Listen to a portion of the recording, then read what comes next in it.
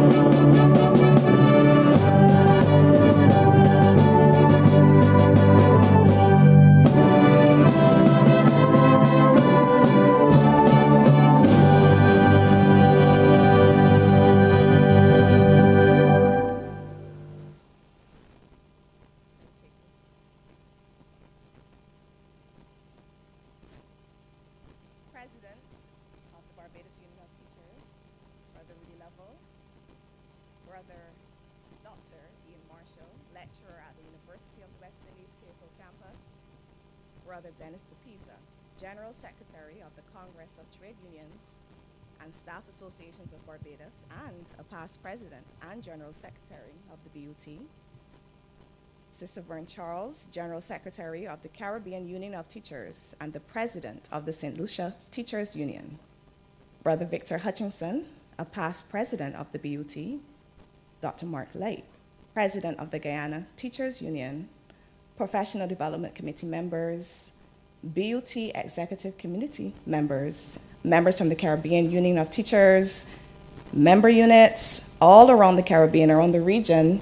Ladies and gentlemen, I am Alison Murray, and it is my honor to take you through this afternoon's program. Welcome, welcome to the Caribbean Teachers Talk 2024, an extraordinary celebration of 50 years of excellence in education. Today, we gather to commemorate a journey that has been marked by dedication, passion, and the relentless pursuit of knowledge. It really is an honor to host an event which will acknowledge the visionaries, the educators, the administrators who have been pillars of the union's success. I'll invite Sister Dr. Alicia Allen at this time. She is the chairperson of the Professional Development Committee, and she will lead us in prayer.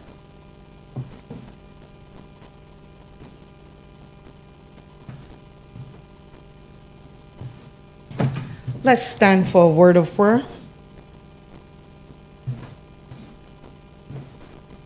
Let's bow our head. Our God and our Father, we humbly bow in your presence today. We give you thanks and praise, O God, for who you are and all you continue to do in our lives. We pray, Father God, that you would continue to bless the work of the Barbados Union of Teachers as we celebrate our 50th year in existence.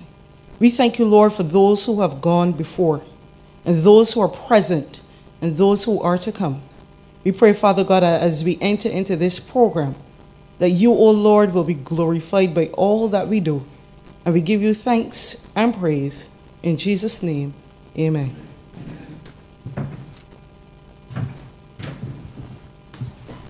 Now, as a union, we must continue to push boundaries, defy expectations, and embrace innovation in education.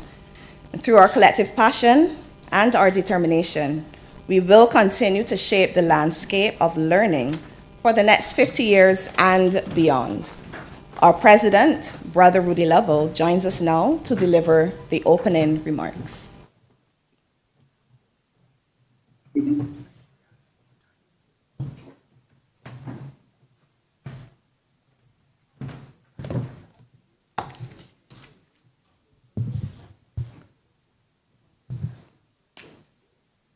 BUT 50 and beyond. Greetings, ladies and gentlemen. Chairperson, Sister Alison Murray. Dr. Ian Marshall, lecturer at the University of the West Indies, Capefield campus. Brother Dennis DePisa, General Secretary of the Congress of Trade Unions and Staff Associations of Barbados, and a past President and General Secretary of the Barbados Union of Teachers. Sister Vern Charles, General Secretary of the Caribbean Union of Teachers and the President of the St. Lucia Teachers Union. Brother Victor Hutchinson, a past President of the BUT and now a trustee. Dr. Mark Light, President of the Guyana Teachers Union, BUT Executive members, Professional Development Committee members, and members from Caribbean units of the Caribbean Union of Teachers. Welcome to the 3rd Annual Caribbean Teachers Talk, convened as part of the Barbados Union of Teachers' 50th Annual General Conference. It is truly an honor to address this distinguished gathering of educators from across this beautiful region. Teachers are facing challenges and have brilliant ideas about education. This forum represents an excellent opportunity for us to engage in meaningful dialogue on the pressing educational issues that impact teachers and students alike. As we reflect on the progress the teaching profession has made and the challenges that lie ahead, we must harness the collective wisdom and experience in this room and online to drive positive change in our schools and communities. Throughout this talk, we will delve into topics central to our profession. I look forward to the participants sharing their insight, history, experiences, and innovative ideas as we work together to enhance the quality of education in our region. Let us use this platform not only to discuss challenges, but also to celebrate our successes and the invaluable contributions of teachers to society. As we celebrate the 50th anniversary of the Barbados Union of Teachers, let us renew our commitment to excellence in education and to supporting each other in our noble calling. I wish you all a productive and enriching Caribbean Teachers Talk. Thank you for your dedication to the teaching profession and your participation in this important gathering. Let us strive to create a brighter future for our students and our region. Ladies and gentlemen, thank you.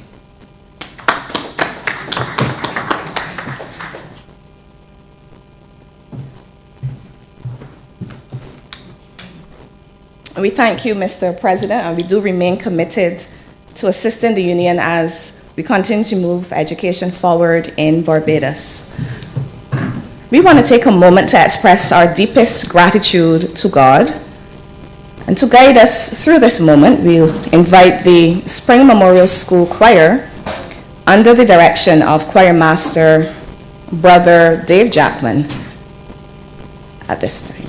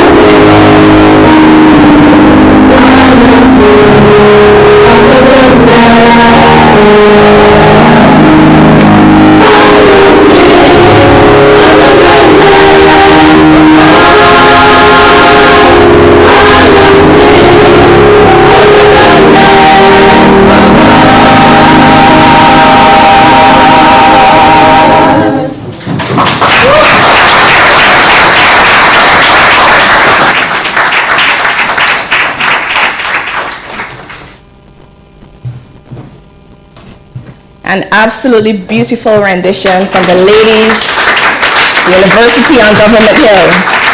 Of course, under the direction of their wonderful choir master, Mr. Dave Jackman.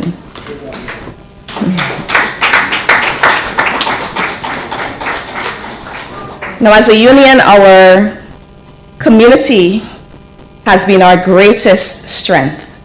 We welcome any opportunity to gather with the experts. And we're happy to have 5 such experts with us this afternoon. And each presenter will come to you. They will share for just 10 minutes. 10 minutes of wisdom, 10 minutes of reflection, of guidance. And once time permits, we will, of course, engage with some questions at the end. But of course, we know that this 10-minute slot is more than adequate for them to express all that they want to share with us.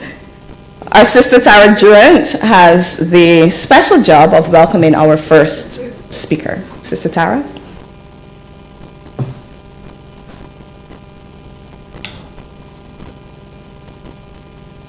Tall.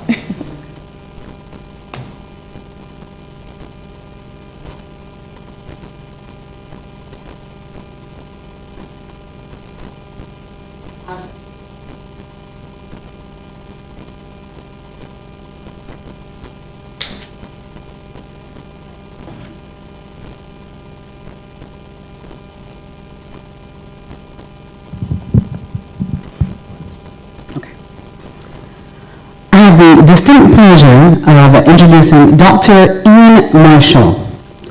Dr. Marshall is an educator with 23 years of teaching experience.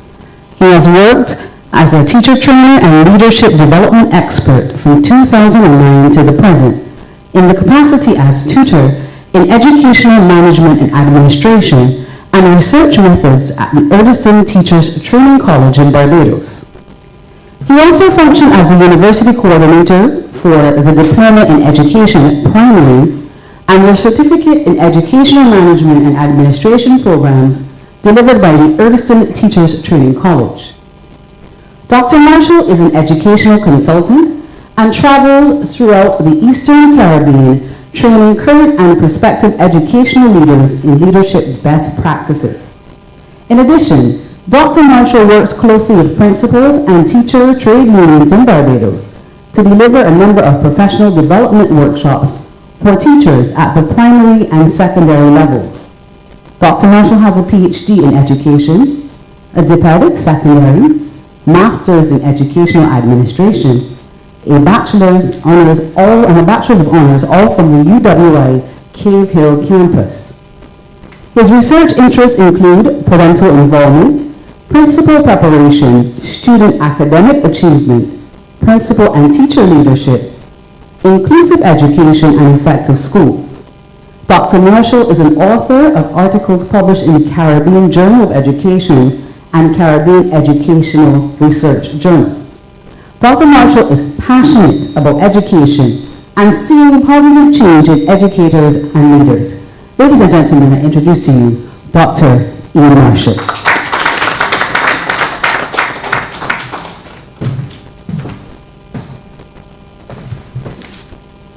Thank you and good evening. Thank you for that kind introduction. I have been given 10 minutes, and you know for Ian Marshall there is a waste of time because 10 minutes is in a pang, to be quite honest. But I will try my best to do justice to the topic before me. So good evening to all. So just relax, you look a bit stiff. So just relax, because you know this is going to be a rough ride. All right, members of the Beauty Executive, comrades, ladies and gentlemen, good evening. Let me thank you for inviting me to address you on this timely and equally important theme of educational reform over the years. However, I have taken the liberty to expand the topic to add a qualifier statement, namely, a case of policy churn extraordinaire. I have done so because my critical evaluation of what has been foisted on us in the name of educational reform and what is now being proposed seems faddish and devoid of serious intellectual rigor and analysis. Long in political expediency, but short on contextual applicability. And before you get ready to draw your swords of rebuke, I beg your indulgence to first hear my submission, and then you can draw your own conclusions. For the purposes of this submission then, I will do three things. Firstly, I will give you a brief overview of what I call the policy churn scenario. Secondly, I will examine the core elements of what is deemed a best practice case of educational reform. And thirdly, I will suggest where we need to go with educational reform. Finally, I will invite you, the audience, to draw your own conclusions on the matter. Firstly, the concept of policy churn as coined by Hess 1999, or more specifically, certificate policy churn, as reflected in Barbados. I have been in education all my life. As a secondary school child in third form, we did something called BSSC. You got merits and distinctions for passing exams and a certificate, or rather a piece of paper, which gave testimony to your prowess in the respective disciplines. Ask me if you ever used that piece of paper or certificate. The short answer is no. Today we have CCSLC, the same basic idea, and a proffer that we will get the same result. Which employer or academic institution will have regard for CCSLC? Yet we have persisted with that idea under a new proposed name, the Barbados National Secondary Diploma, forcing students to pursue so-called qualifications that will have no real value in the grand scheme of things. Now please don't misunderstand me. Well, what I'm saying here, I'm all for a national qualification or certification that speaks to competency. But of what value is such a qualification in circumstances where other qualifications, namely CSET and CATE, supersede and for which there is greater currency in the marketplace? What was the philosophy behind the CCSLC? Did we not learn anything from BSSE? And why persist with the BNSD? Let us now examine curriculum policy churn. In the late 90s and early 2000s, it was about technology. Everything was about preparing for the technological age. Yet when we needed the technology during COVID-19, we suddenly became aware that after spending millions of money, of your taxpayers' dollars and mine, we were still not prepared. Today we are into AI, but this has met with mixed responses. On the one hand, the students are eager to have an AI counterpart that will assist with all forms of homework, while teachers struggle with putting checks and balances in place to curb the scourge of plagiarism. In early 2005, we had a national reading policy under the aegis of the Ministry of Education, Youth Affairs and Sports. That policy advanced the 8 essential skills for successful reading, and it was quite thorough, but that too petered out. And now in 2024, we are again talking about literacy.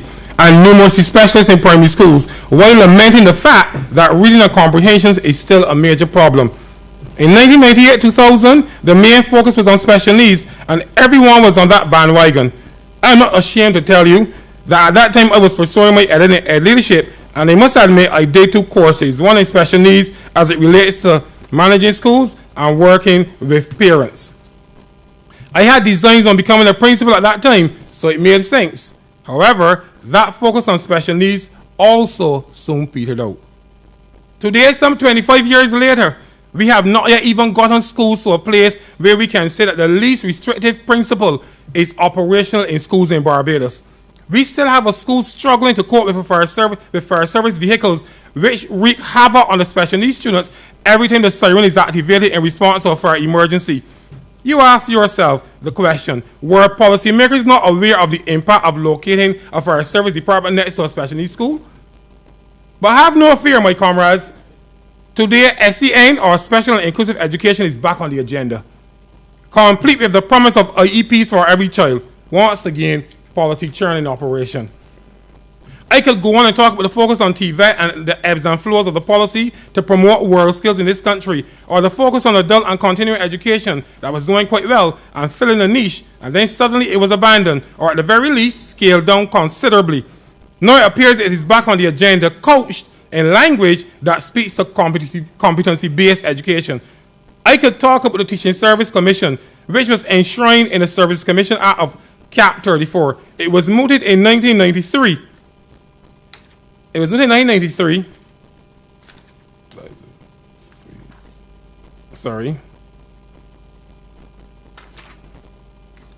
In 1993, and then it petered out. Today, in 2024, it is again being mooted. However, I want to suggest that any commission that does not have the autonomy and independence from the political directorate to hire, fire, and discipline will be yet another toothless tiger masquerading as an apex predator. I could talk about the master teacher concept. This is not a new concept. In 2010, at the OECS conference, it was long advocated that we need to have master teachers as part of our ensemble of other measures to professionalize the teaching service and incentivize teaching. Today we are hearing about 22. Now let us be realistic. There are 21 public secondary schools and 69 public primary schools. Even if we use the secondary schools only, there are several disciplines within schools. So are we going to have a master teacher for all disciplines? Are we going to have a master teacher for those who teach, let's say, mathematics at the junior level and one for the senior level? The next question is, what is the criteria for selection of master teachers? Is nepotism and cronyism going to be the order of the day? And if so, what is the impact on the morale of those teachers who are working tirelessly in the schools that are oft forgotten? I want to suggest that if you're going to adopt a master teacher system, then we should have a policy that establishes what is the quantum of master teachers required for the system as a whole and work systematically over time to meet that quantum.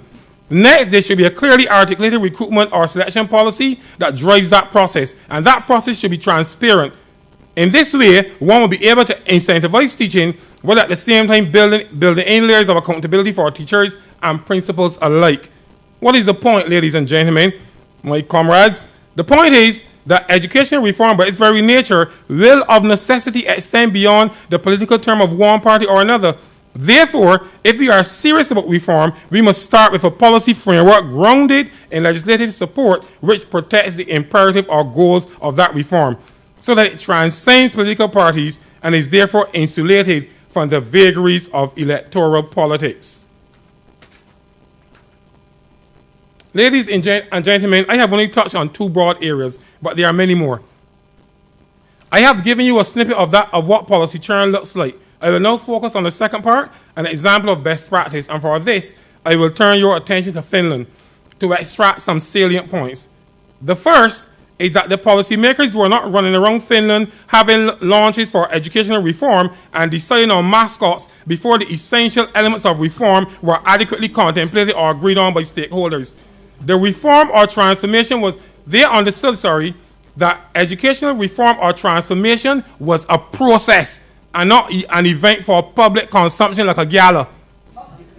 Further, there were a number of pre-existing conditions that promoted reform in Finland. And I'm going to mention a couple of them for you. The first was a consensus at the political level. The common hardships and experiences of World War II created consensus and eased tensions between social classes and political parties. The Parliament issued a School System Act that included major elements of the new basic school system, as well as a plan for implementation, which established, importantly, the framework for future reforms.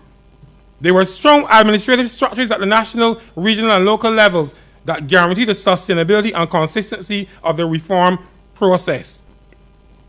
From a philosophical perspective, the Finnish education system was grounded in equality, and this was operationalized by removing selecting, tracking, or streaming students during their basic education until the age of 16. Inclusion of special education and instructional efforts to minimize low achievement were also typical to the Nordic educational system. This brings me to the third plank of my presentation. Where are we now? And how do we measure up as a country? Finland had a philosophy grounded in equality, a focus on the provision of quality education for all. The good fortune of an economy was also there that was driven by the emergence of the Nokia Corporation. According to estimates by the Finnish Economic Research Institute, 1998 and 2007, it says 25% of Finland's GDP growth was due to the Nokia Corporation. Most importantly, Finland had the political will to effect the systemic rather than the cosmetic changes that were necessary, using the Nordic welfare state as their model. So the question is, what is our Nokia in Barbados? What is our educational policy juggernaut? What is the philosophy that will drive our educational reform effort? To date, I have heard words and catchphrases that cause the ear to tingle, but beyond that, they communicate no deeper meaning. But we are good at that in the Caribbean. A bright future for every child. Leave no child behind. Each one matters. House every last person. And they could go on. We continue to use PR and glossy brochures to obfuscate the policy churn. Like Finland, I would like to see our educational system grounded in equality and equity. I would like to see decentralized education that provides greater autonomy to principals to lead their schools. I would like to see us treat educational reform in that way. Stop asking primary, secondary, and tertiary institutions to limp along due to underfunding and place educational reform on a more sustainable platform. Ladies and gentlemen, I thank you.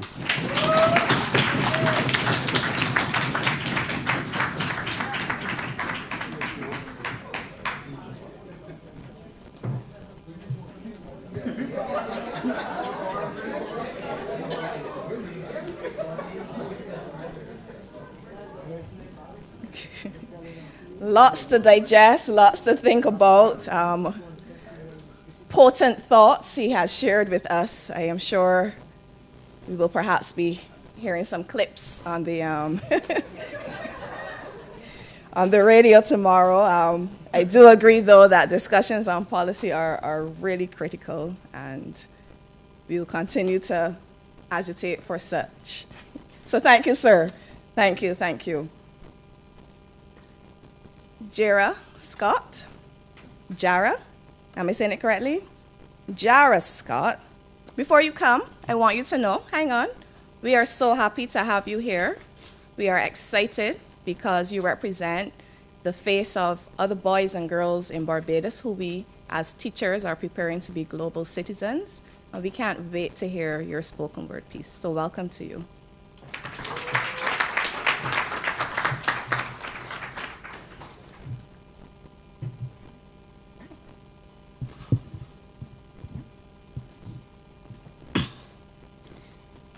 Thinking about my future.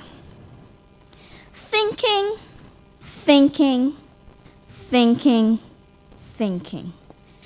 Every child deserves the best. Don't you think that's true? A bright future for me depends a lot on you. You set the example. Yes, you. So be careful what you show. The things you do and say are things I might follow. This world is for ever changing, and sometimes I feel lost.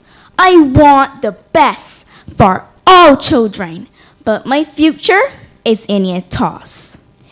Innocent children have to be begging. You could believe that?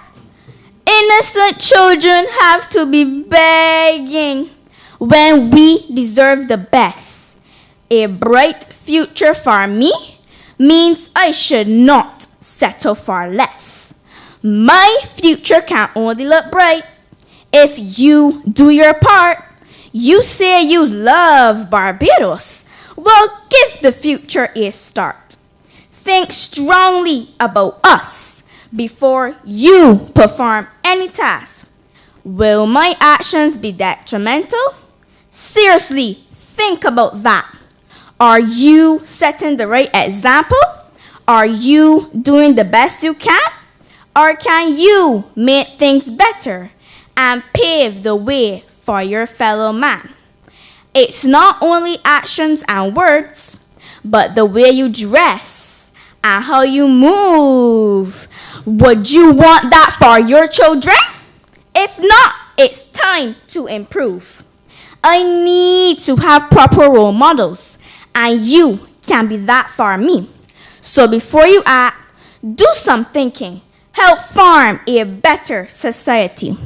Because my future is important. There are things I want to do, but a bright future for me depends a lot on you. Our future is important. There are things we want to do, but a bright future for us depends a lot on you. And you, and you, and all of you. Thank you.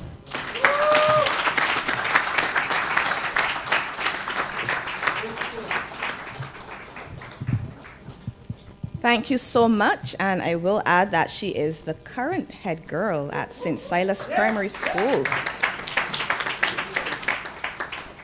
We've heard you, and we are taking your advice. We thank you so much. Caribbean Teachers Talk 2024 continues with another distinguished presenter. And to introduce that individual to you, we invite Sister Tonya Joseph at this time.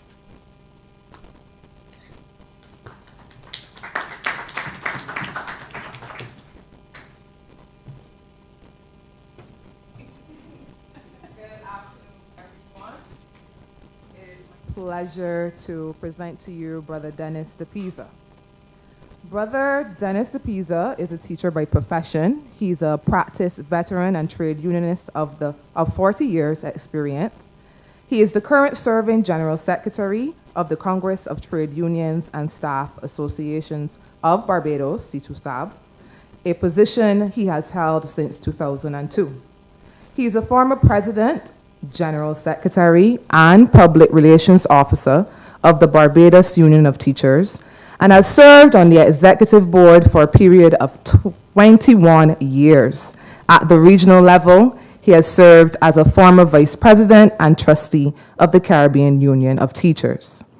Brother DePisa holds a bachelor's degree with honors in history and, my love, sociology from the University of the West Indies, a certificate in educational management and administration from UWI Cave Hill, and a master's degree in public administration from the University of Baltimore in the United States. In addition, he holds a diploma in managing public relations from the Barbados Institute of Management and Productivity, which he earned with distinction. Brother DePisa has also successfully completed various labor relations training courses throughout the region and internationally. He is passionate about worker education, training and development, and for more than 25 years has written a weekly column in The Advocate, Daily Nation, and the Barbados Today online newspaper. He has also authored many books, including Guidelines to Fire and Emergency Procedures Manual.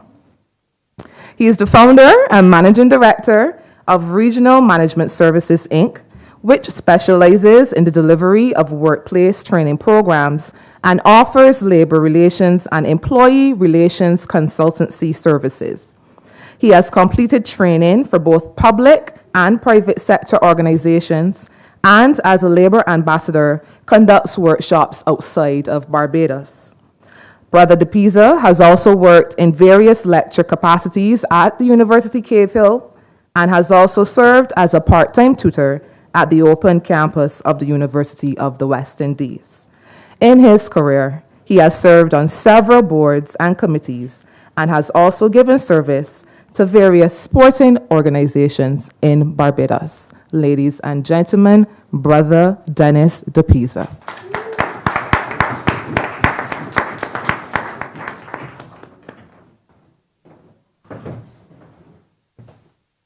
Good afternoon. I've lost 3 of my 10 minutes in the bio. Exciting times.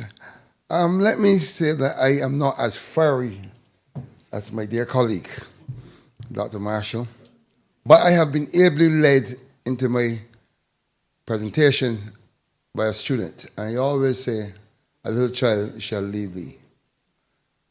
We are looking at reforms, and she has advised us very ably that we should begin to think about the future.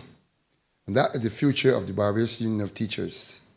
I specifically like to look at it, as we say, 50 and beyond, that we need to look at the build-out of our legacy and our achievements. And as Gerard, in her spoken word, said to us, can you make things better? And she implored us, it is time to improve. And I would like to start by saying to you that beauty as an organization, and any organization that wishes 50 years, has, yes, you might say, has become a little older, but is not old age. In my view, it is maturity, and the distinction has to be made in that regard. So what should we be doing? Focusing our attention on the building of the foundation that has been laid over the past 50 years, and to see how we can more or less move forward on the gains that have already been made. And as we do so, I always believe that what we need to do is to ensure that we bring to bear quality leadership to the organization. And that does not come overnight. It comes through the means of investment. Reform is part of an investment program. And as much as we invest in education, we also have to be mindful of investing in our human resource.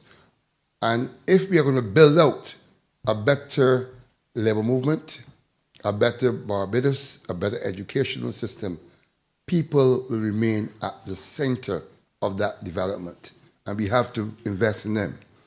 So I believe that it's time for us to do some serious reflection and to look at the journey which we have come along, but most importantly, as we reflect, we always say looking back. What does looking back help us to do? It informs us as to how we should go forward, but we should also be mindful of the challenges of that we will be facing as we go forward. Because sometimes we like to sit down and think and wait for things to happen.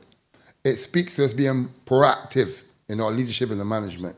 And in organizations that are developing and growing on a daily basis, we have to be one step ahead of the clock. Always be mindful of what are the possibilities that can, and the opportunities, those things that can impact on how we grow and develop.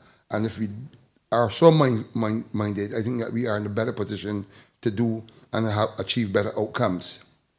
Now, I really like to believe that as we look at this in its fullest perspective, we have to re-examine the way we do business. We cannot do things the same way that we did them 50 years ago. We are in an age of technological reform.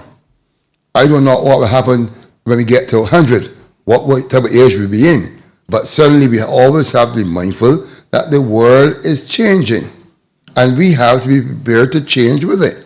And if we are to make the strides that we want to make, we have to ask ourselves, how are we going to do this? here is my suggestion at this point. We have to start with a renewed vision. What do we want to see BUT as an organization in another 50 years? What are the strategies, what are the pathways we want to take? I always like to suggest to ourselves that if we want to be prepared to be successful, we must be prepared to put in the hard work. BUT was built on hard work. Organizations generally are built on hard work. But then we cannot drop the baton. And I'm saying that to ensure that we are going down the right path. Over the life of this organization, it has generally been based on voluntary commitment of its members. People volunteer. And as a result, they have to juggle their various responsibilities and roles. We heard earlier teachers are full-time in their jobs, and yet they have to commit to defending the rights of their colleagues and moving into development and training programs. They're doing all types of different things. And it obviously takes a toll on persons as we go along. But as organizations grow, we have to look at the capacity and how we can be able to respond to the needs of our membership and the build-up of the organizations. So this leads us to the point that we start to have to professionalize the organizations. It's about time that we have a full-time paid general secretary. We can't expect persons to be in the system, doing an 8-hour job, but yet have to carry the mammoth responsibility of managing an organization and ensuring that all those things that the Constitution requires of that person to do on a daily basis are done efficiently and effectively. We have to get an industrial relations officer, somebody who specializes in a field, who can go there and do the work, do what is required to help ensure that your interest is properly and ably represented. We must have a research and development officer. And part of what we've been struggling with all along is to be able to keep up with the demands of the Ministry of Education and other institutions or agencies of government who require information. And we are in an age of everything being data-driven. So how are we going to get the data if we don't have the persons to help us to pull this together? And I dare say we need to have a professional accountant. We have to move to that. An organization of 2,500 members thereabout and looking to build out can't continue with a voluntary service in this regard. So professional services must come on stream. I would like to think that as we look around at the organization, as I said, volunteerism has always been what we have depended on. People indicating interest, I want to run, and you obviously move on the popularity contest mode, or friendship modes, or the group dynamics, and you can be an executive member, you can be president, you can be this, you can be that, but you come totally unprepared for the task, the job you have to do. You don't have the skill sets, you don't have the knowledge, you don't have the expertise, and we fail to properly represent our members because of our shortfalls. I am there suggesting that going forward we have to look at changing this.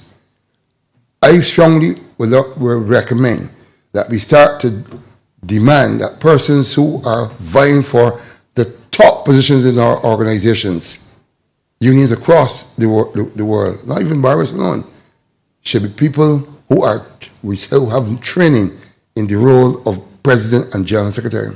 Those two key positions at least should be persons who have the competencies and are qualified to lead organizations of this nature. The days of jump out the road and jump on the bandwagon, I think, are long gone. And I would like to suggest that that approach to management filters down, where we try to embrace some level of training, but I'll get to that in a minute. I would like, however, to see BUT also remove itself from a 1-year election cycle to a 2-year or 3-year, so that those persons who come on board, they have programs of action, can actually deliver on them. Because don't even call it a year. I call it 10 months, virtually, because after that, I mean, you're left and your programs are totally incomplete. So the idea of voluntary service, I think that is necessary for us to address sooner rather than later. Now, I also would like to think that we should address the membership issue. I know that it's in the pipeline, but I cannot, in the life of me, see how our union in this age could only focus on the teachers in the system. If you have other occupations in the plant, those persons in the system should be embraced under this umbrella. Obviously, our membership will be expanded. We clearly would have to have divisions in the organization, but that's healthy. It makes us stronger and solidifies the role of BUT as a vibrant trade union representing a sector. And I'm talking about the persons in education wherever they are. I also would like to suggest that we build that capacity now by having membership and telling what I was saying before, by establishing a training academy. We have the opportunity to be in the forefront of ensuring that that capacity is built out. Because we can bring counselors to have sessions for teachers. I mean, there's so many facets of education that we can continue upskilling, uptooling our membership. And we can ensure that we are always on the cutting edge as an organization. And I believe that investment needs to happen sooner rather than later. BUT many years ago started on a library that, of course, it never really got off the ground, but a training academy could then cater to the wider needs of persons in the system, and I would hope that's something that will come very shortly. With respect to the conditions of service, I believe that we start to address, from a professional point of view, how teachers are seen as proof of professionals. This idea of the long hours of work that we have and the pay that we receive, and the issue of retirement age. The issue of the retirement age are things that we might have to address, because teachers working till 3 1/3, I think that's unthinkable in this day and age. I think we need to start to ask ourselves a serious question: is this fair to the health? Because we talk about health and safety, and we got to think about people and their abilities to be able to perform at the maximum after a certain time, and we need to address these. And finally, I would want to suggest and to repeat what I had said at the opening ceremony. BUT started as an independent body, and I would like to proffer that BUT should remain and live and grow, develop as an independent body. There should be no place for partisan politics within BUT. This may not be sweet for some ears, but I am saying, if we want to destroy what we build, just put the wrong elements in the middle, and we'll get the result that we may not be catering for. I hope these two thoughts on the build-out of BUT and its legacy will inform how we go forward in the next 50 years. Thank you very much.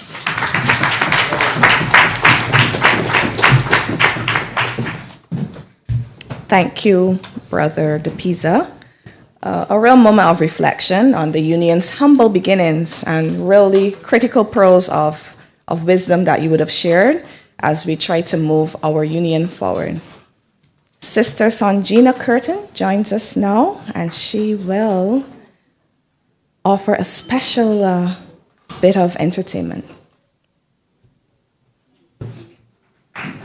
Let's welcome her as she comes.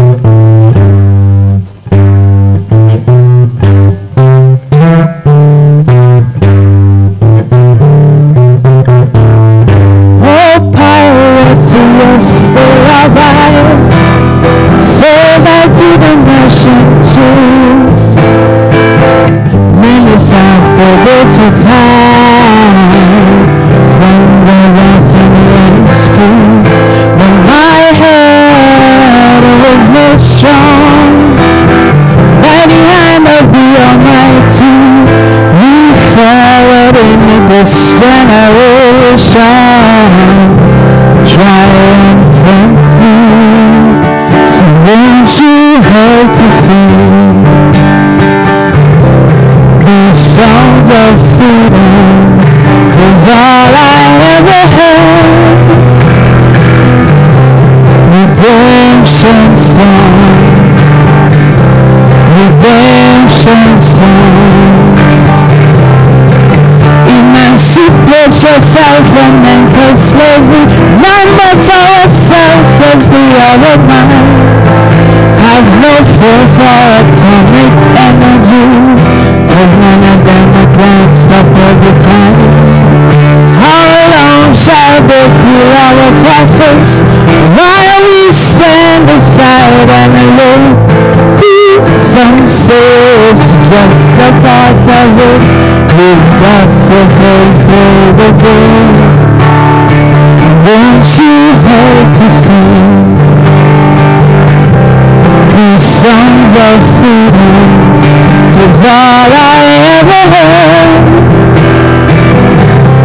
Redemption song,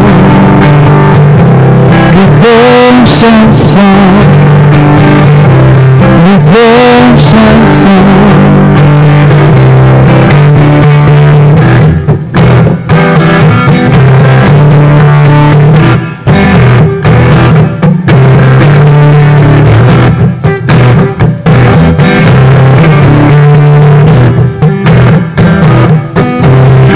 Emancipate yourself from mental slavery. None but ourselves can free our mind. Have no fear for atomic energy, 'cause none of them are going to stop all the time. How long shall they kill our prophets while we stand aside and look? Some say it's just a part of it. We've got to fulfill the book. Won't you help to sing these songs of freedom? Was all I ever had. Redemption songs, all I ever had. Redemption songs, these songs of freedom, songs of freedom.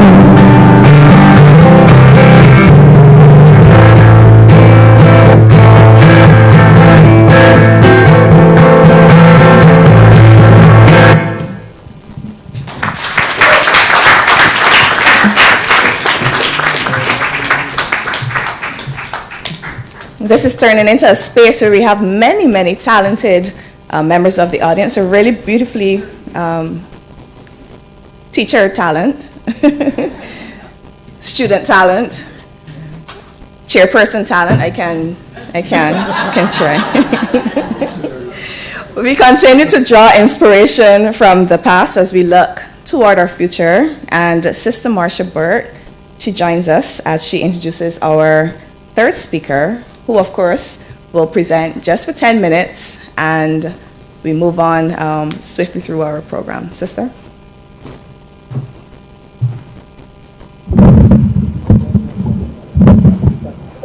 Good evening. Fern Charles is from the beautiful island of St. Lucia. She is an educator with 28 years experience and has been the principal of a primary school in the southwestern part of St. Lucia for the past 8 years. In 2011, she was appointed as the chairperson of the first ever elected Women's Committee of the St. Lucia Teachers Union. She served as chairperson of that committee for 5 terms and moved on to serve on the CUT, that's the Caribbean Union of Teachers, status of Women's Committee for 3 consecutive terms. She now serves as the president of the St. Lucia Teachers Union and the general secretary of the CUT. She is the editor of 2 commemorative magazines of the CUT, the last one highlighting the stalwarts of the CUT status of Women's Committee and the progress made by women presidents in the unions. Ladies and gentlemen, I invite Comrade Sister Vern Charles.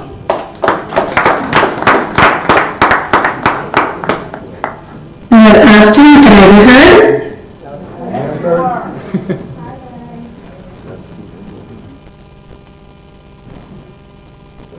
Wonderful. Can I be heard? Yes. Okay, good. I can hear you. Yes. Thank you for the introduction, my dear sister Masha. Greetings to everyone from the Caribbean Union of Teachers. I acknowledge the presence of the President of the Barbados Union of Teachers, Brother Rudy Lavelle and his executive, as well as the panelists on Teachers Talk. I would like to thank the Barbados Union of Teachers for the invitation to participate in Teachers Talk.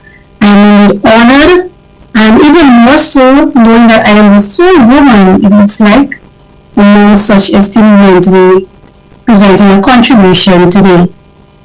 I would like to congratulate the Barbados Union of Teachers on the celebration of the 50th anniversary as a trade union movement, and I wish the BUT continued success as they navigate through this ever-evolving world.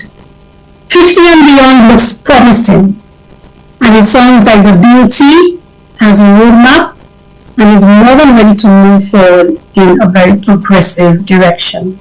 Congratulations. My dear brothers and sisters, my post as General Secretary of the Caribbean Union of Teachers is generally new, but my experience working with the organization and in education has broadened my perspective on many issues. My contribution will remind us of what the BUT and other trade unions stand for and aim for as protectors of teachers' rights. The CUT will be an 89-year-old organization come August this year, and this organization is an umbrella body of teacher trade unions in the Caribbean region. Presently, our membership stands at 25. The ethos of the organization is based on that of unity. The CUT aims to unite teacher trade unions across the region, thus providing the platform for greater cooperation, exchanging of experiences, ideas, information, and of course, best practices of teachers, teacher trade unions.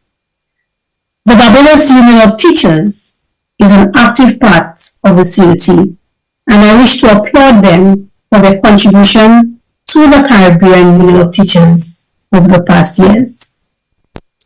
Trade unions continue to promote the interest and dignity of the teaching profession.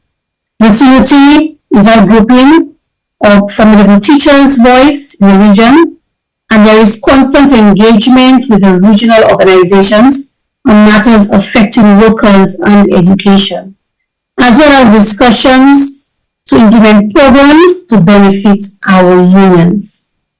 As a grouping, we discuss the many challenges experienced by the unions and teachers and try to identify ways to address those issues. All in all, we recognize that teacher unions and governments generally have the same goal, which is working towards providing quality education for all. We want to leave no one behind. And in that respect, I will speak to three aspects of quality education, which stand out for educators and for the CUT from a trade union perspective, and I know they do for the BUT as well. So generally, we know that there is a student-centered approach to education, meaning that everything eventually must redound to the benefit of the child to help him or her receive what is needed, the skills, the knowledge, etc., to function effectively in society. This means that the education which the child receives and everything surrounding it must also center around the word quality. Therefore, we need quality teachers.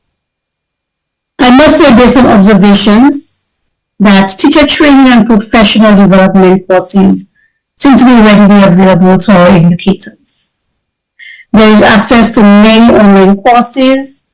Our teacher training colleges are quite visible. Workshops are being conducted, and And in the case of the CUT, we source opportunities for those programs to reach our members, be it teacher training or teacher trade union training, through our cooperating partners such as CTF, the INA, the OACS, etc. And this is promising as training and professional development is key and must be a priority, especially for teacher trade unions. The quality and relevance to present-day society of those training programs is also very important. We want training programs, but we want quality programs and we want programs that are relevant to what is happening in our present society. So let's look at the fact that in our education system, we have a mix of 4 generations interacting practically on a daily basis. So we have Generation X, which is born in 1965 to 1980, and I can't believe that I'm a part of that. I am very proud to be a part of that, actually. We have millennials and millennials up to 1996. We have Generation Z up to 2012 and Gen Alpha, which is 2025, well, up to 2013 to 2025. So we therefore have Generation X teachers teaching Gen Alpha.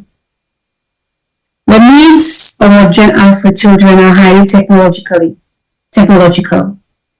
whereas we have Generation X teachers, most of whom are still quite uncomfortable using basic technology. So we ask, how can they cope with such things as artificial intelligence? And the needs and the learning styles of our students are changing. And as educators, we need to learn the characteristics of a new generation.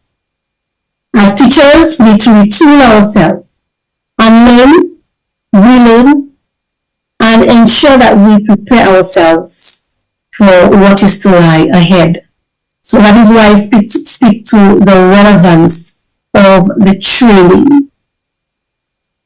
Quality education also means improved conditions of work, and beauty knows this very well. And there is a cry of many teachers across the region to basically hear what they have to say and improve the conditions of work. The expectation is that every teacher must work a miracle, and in many cases have to make sacrifices in the process.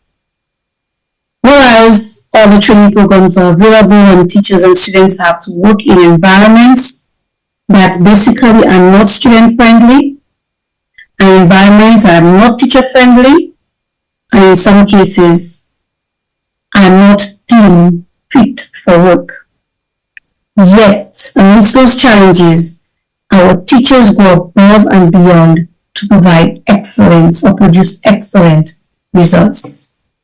To add to this is the compounding issues related to climate change, which we are feeling the effects of, and unfortunately have little control over. We experience high levels of anxiety,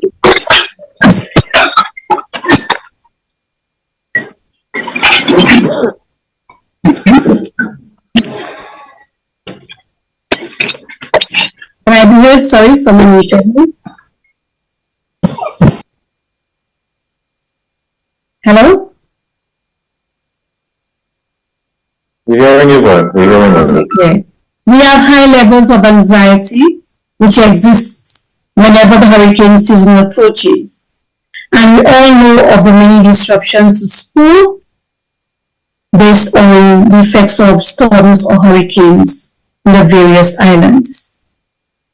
Another important condition of work is that of remuneration, but this one I can leave to Brother Light, who continues the fight for justice for his teachers in Guyana.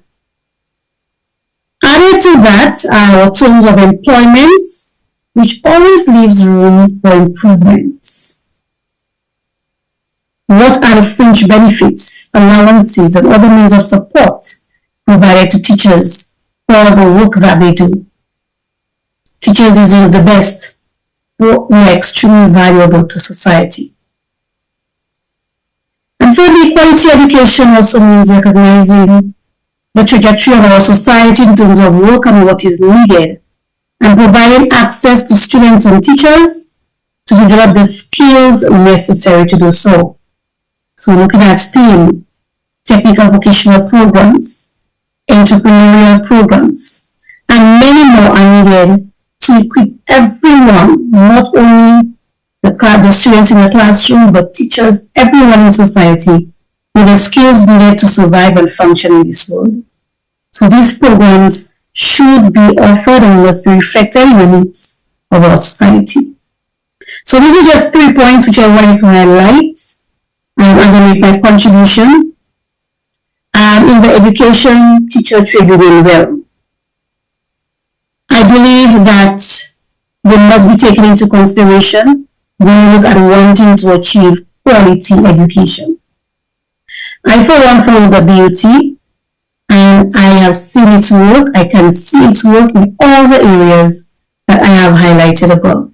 And I would like to commend the organization, commend this union for continuing to have the backs of its teachers. I'd like to thank you.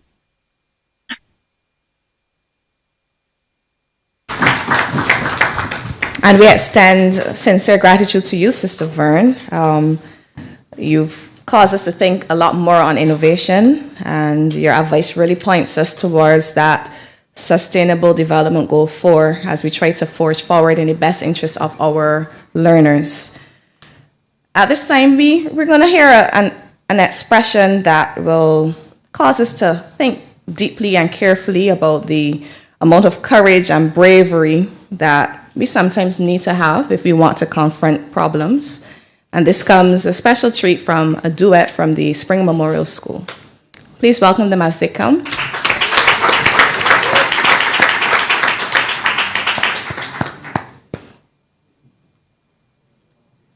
Y'all needed backup singers or dancers or anything? Okay, all right.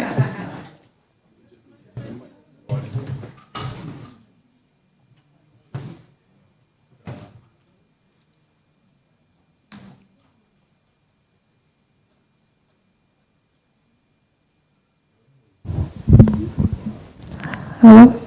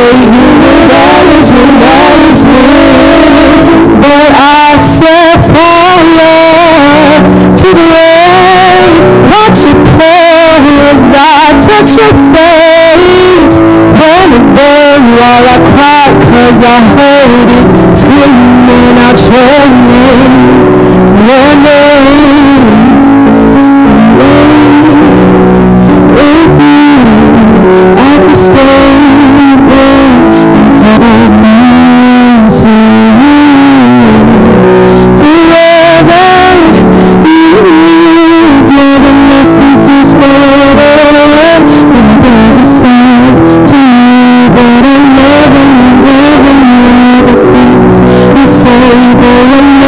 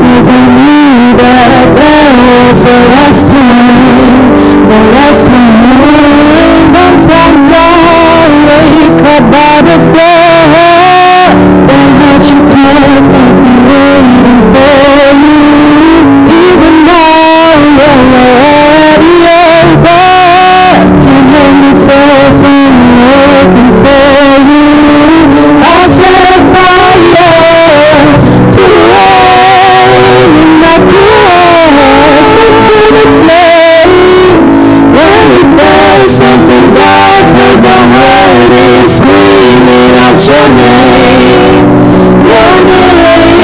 I set fire to rain, and every us into the flames. When it felt something dark, 'cause I heard it screaming out your name, your name.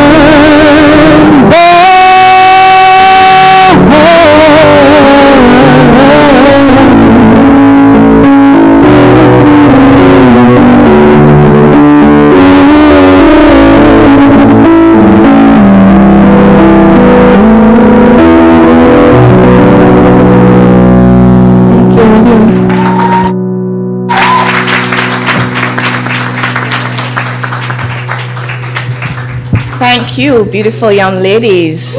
Success to you in all you do. Well done, well done, well done. A real reflection, deep reflection on courage and bravery.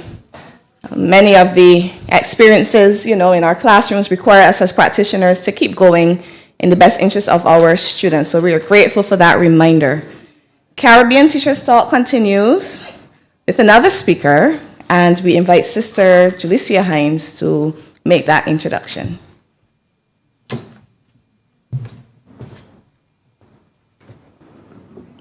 Good afternoon, everyone.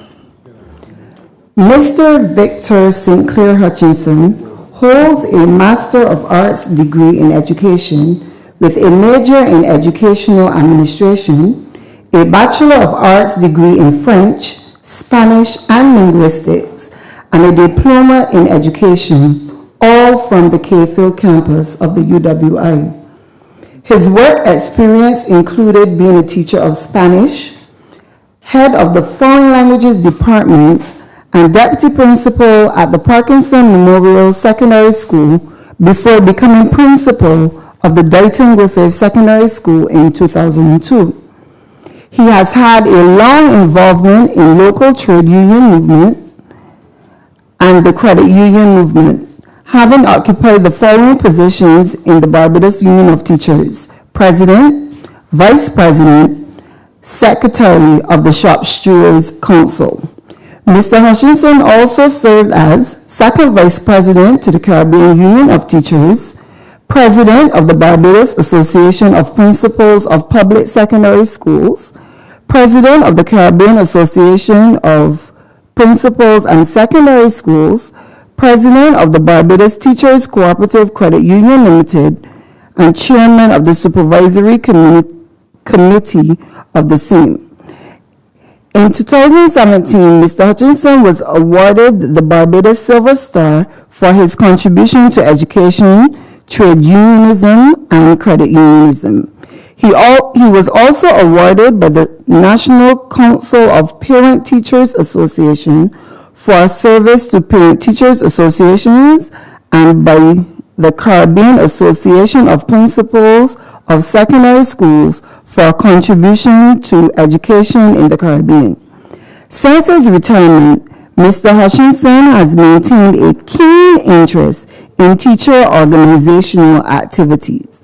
Please join me in welcoming Mr. Victor Hutchinson.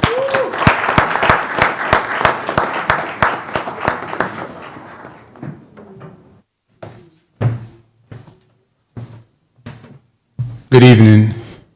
Thank you very much for that welcome. Mr. President of BUT, let me first of all extend congratulations to you on the achievement of the 50th anniversary of the Barbados Union of Teachers as an independent trade union. And these congratulations are extended also to the members of the Executive Committee, the Shop Stewards Council, the staff of the union, and indeed to all members of the union, of which I myself have been a proud member throughout the complete 50 years of its independence as an independent. The age of an individual is not usually perceived in the same manner as the age of an institution or an organization. In fact, some very unflattering things are said about people as we age.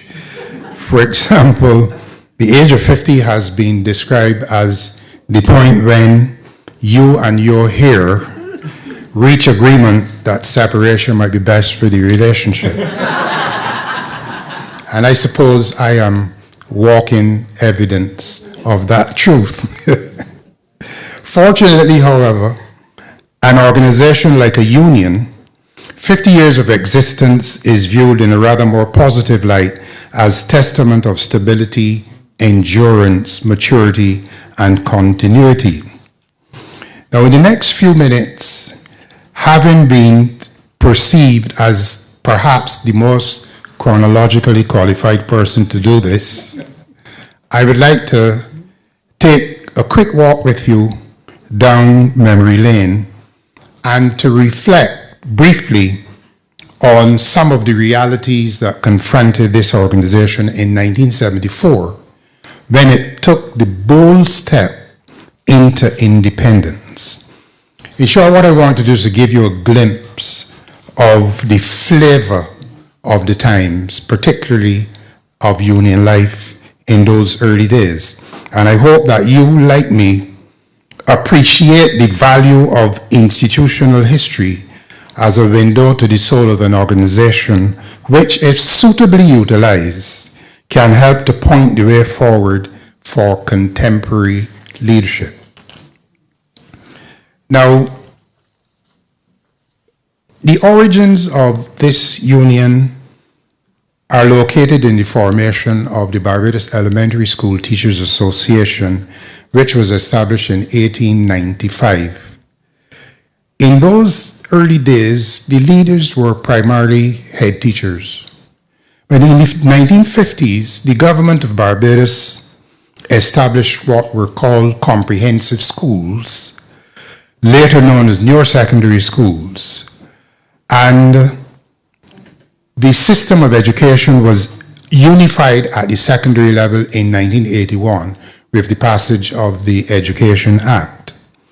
Now, it so happened that the teachers of these comprehensive schools chose to join BESTA, leading logically to a name change to the Barbados Union of Teachers.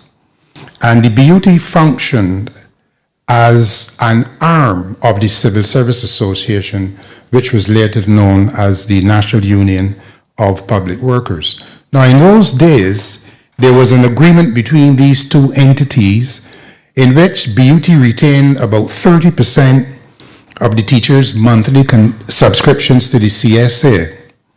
However, with the gradual decline in the separate professional and organizational identity of the BUT, the leadership of the teachers' body launched a massive campaign for independence, which culminated in a positive vote in a referendum on May 27, 1974, in which 1,819 members voted yes and a mere 64 voted no to independence.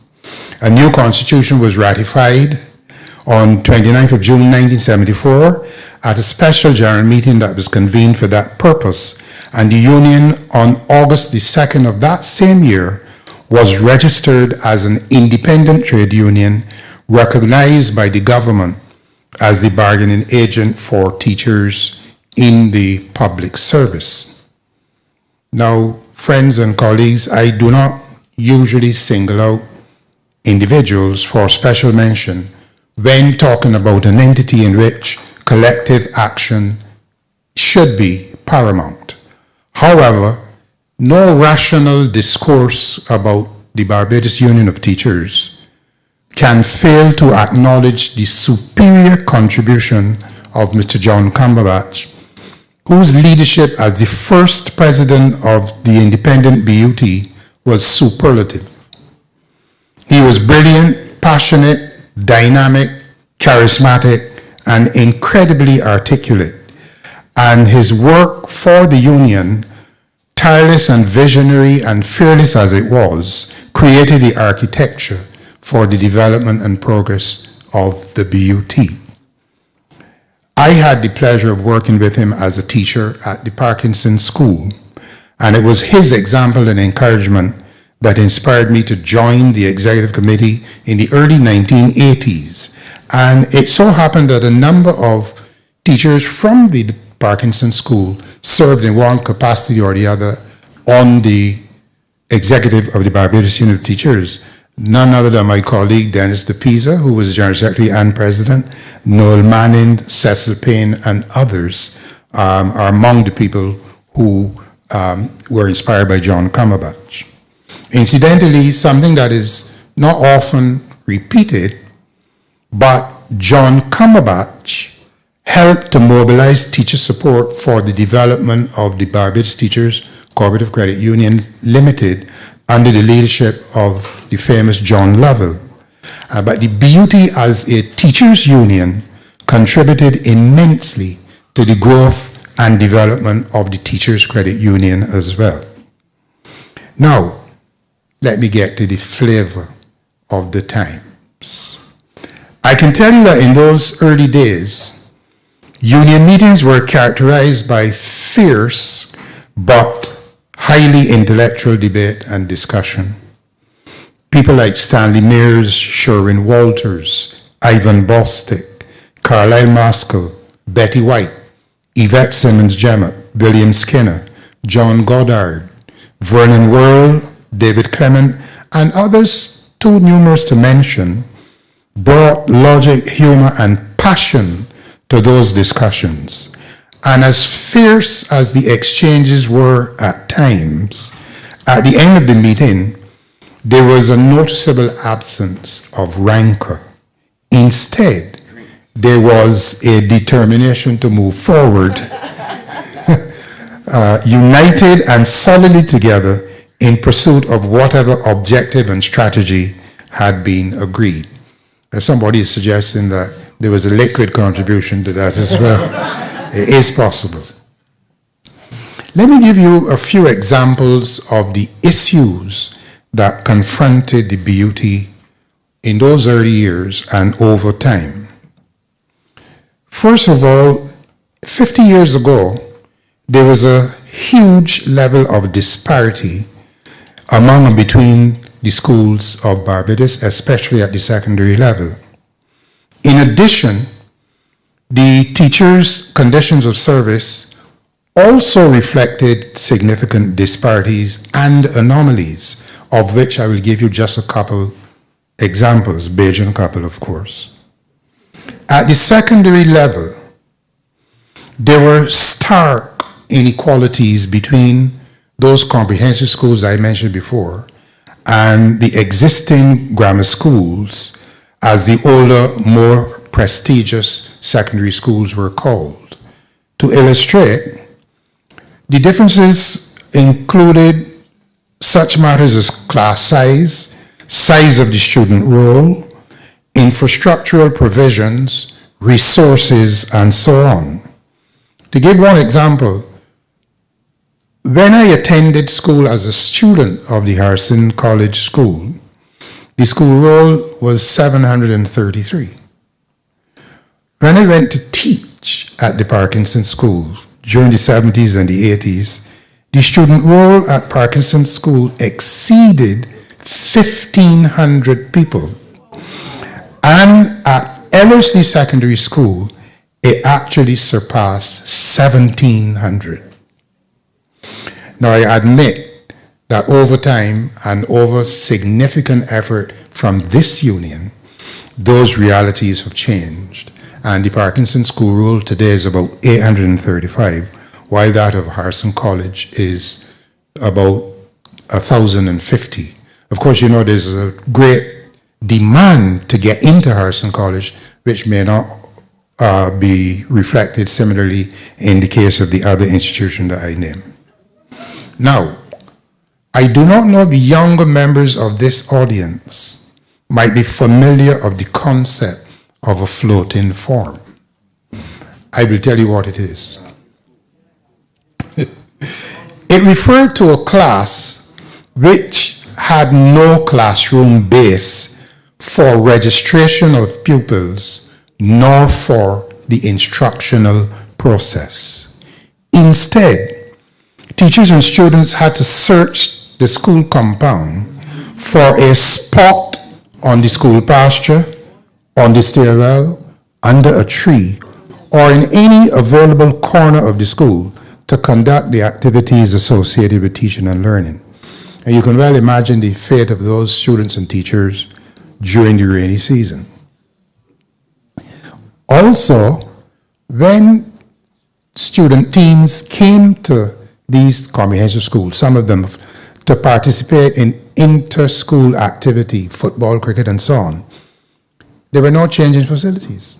So they would use the teacher's staff room to change into their PE gear.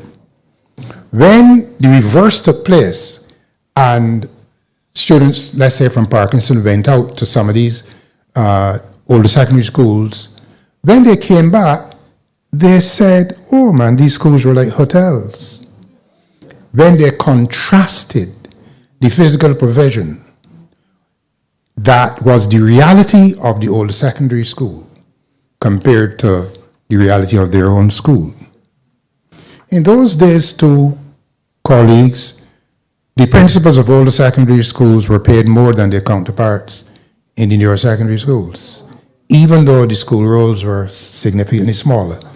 And part of the justification was the argument that there were sixth form schools.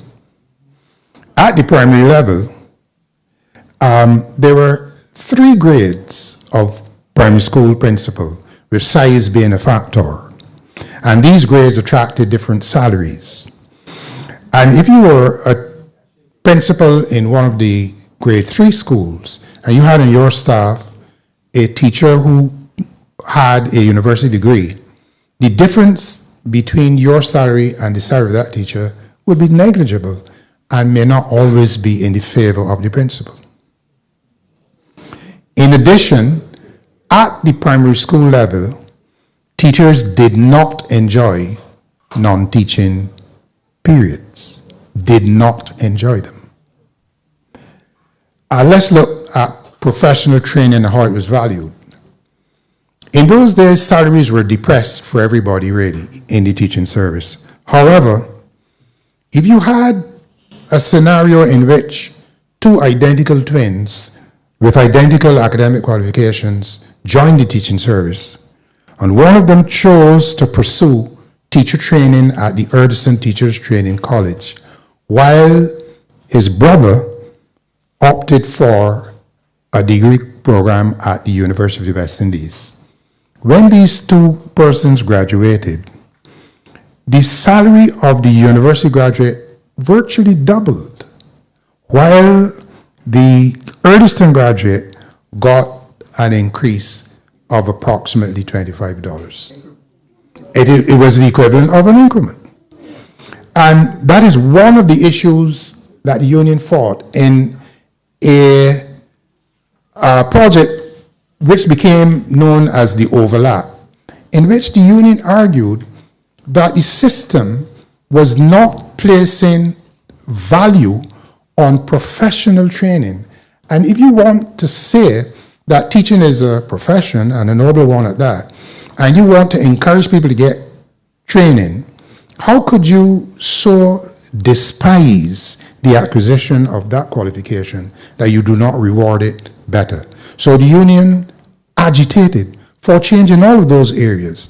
And the one that surrounded the difference between university degree pay and Erdison training pay became known as the overlap, because the union argued that the trained teacher scale should proceed way beyond its then maximum and deep into the scale that applied to the university graduate.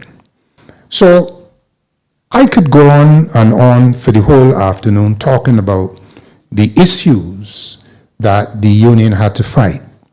Security of tenure, improved physical conditions, improved salaries and allowances, better provision for teacher training, especially teachers in the primary school who were not at the time given access to the diploma in education at university and at Urdeston. Teachers and students exposed to health hazards. And I must tell you that there was a case at the now closed Roebuck Secondary School, and that case was brought to mind recently when this union was fighting the cause of the teachers at the Lawrence Tigay Primary School and the Lester Vaughan Secondary School. And I would advise you to take a little historical look at the Roebuck situation and see if you don't see the parallel and see if you don't see the importance of unions not apologizing to anybody for representing the interests of teachers and by extension their students. But that is the very reason that a union exists. And therefore, unions should not recoil in the face of negative comment from misguided members of the public. Now, in the discussion in this room over the last couple of days, some of the teachers spoke about activities in which the union could participate in order to build what they call the solidarity of teachers. And they said, look, because you're a union, it doesn't follow that every activity that you organize must be of an industrial relations flavor. Though you can do social activities, cultural activities, and so on, to help to build that camaraderie. Now, let me give you a few examples of things that we used to do when I had here. First of all, did you know that the BUT once had a choir? And as incredible as this might sound, Dennis was a member of that choir.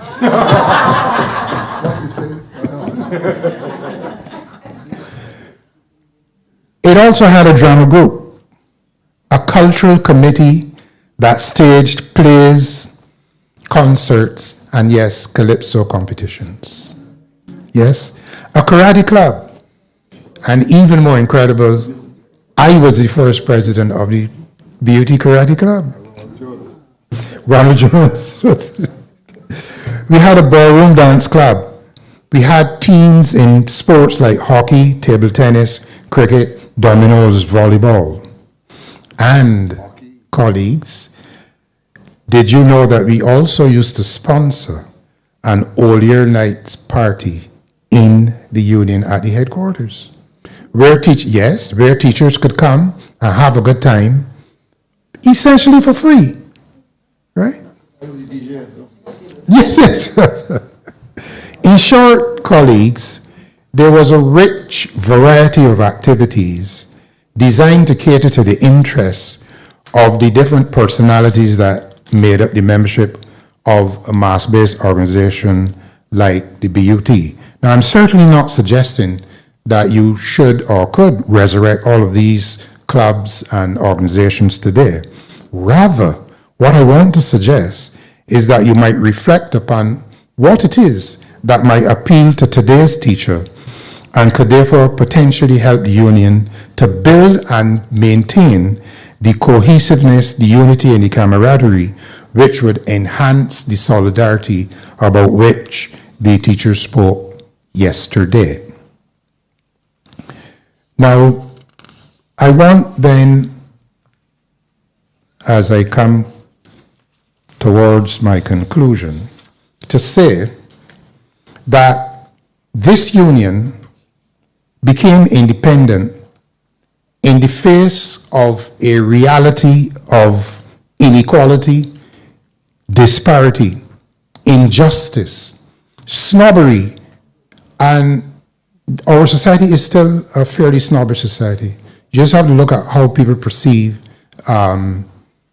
different groups in the society and different schools. Disrespect for the professional status of the teacher, woefully inadequate physical facilities in schools. And it is this union that launched a relentless fight to improve the lot of the teacher and the student and to achieve an element of social justice for the workers and students of the Barbadian public school system. The world in which you modern teachers function is fraught with its own challenges, some of which are quite pervasive as a consequence of changed societal values. To give an example, attitudes to discipline and respect are so different, and the alleged enlightened modernity that is often cited as a justification for certain amendments of the laws and regulations themselves contribute to these negative changes that become part of the reality of the modern day teacher. As the BUT therefore faces the next 50 years as the representative body for Barbadian teachers, the leadership and the membership of the union must keep uppermost in their minds and in their plans the original and the eternally valid reason for the union's existence. And that is outlined in the objects of the union's constitution.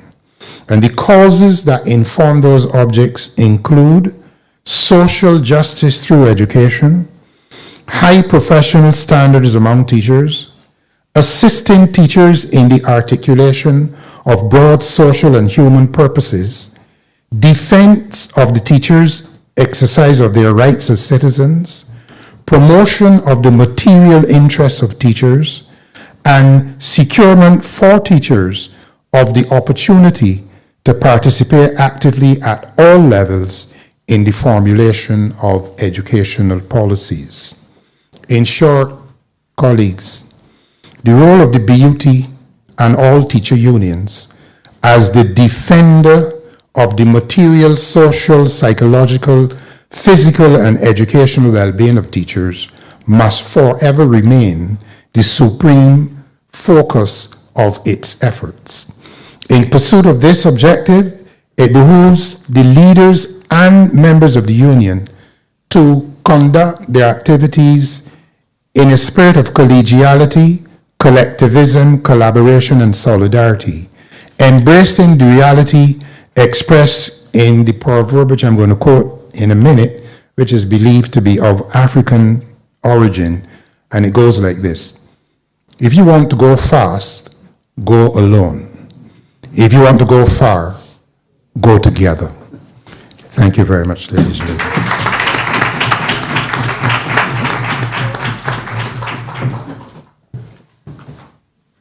Mr. Hutchinson, we honor your contributions.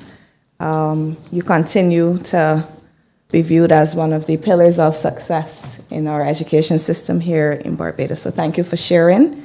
And I actually have this one here from 1992, and there is a picture of some of the names of persons you called in their Kung Fu positions. So it'd be great if you want to take a peek. We'll see some really interesting pictures. You know, Brother DePisa is in there with his fro and everything. Huh? Akedria Brathwaite joins us at this time to make her special presentation.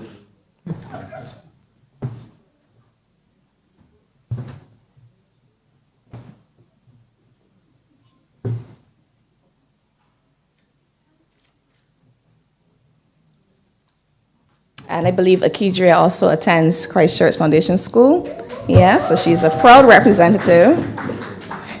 You can see there's some CCFS posse here.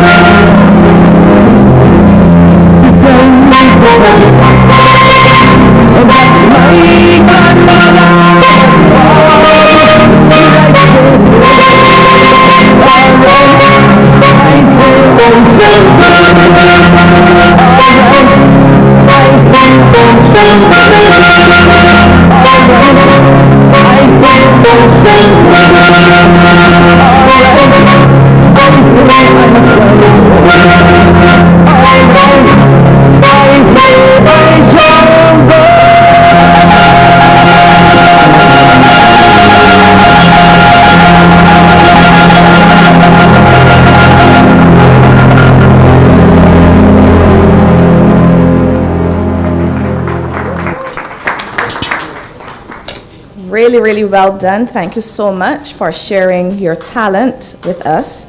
And as a union, our vision is not, only on the educational system, as it were, but we wish to give our students, our learners, an opportunity, a platform to share their creative expressions through dance, through music, and we're really grateful that so many of them were able to join us this evening.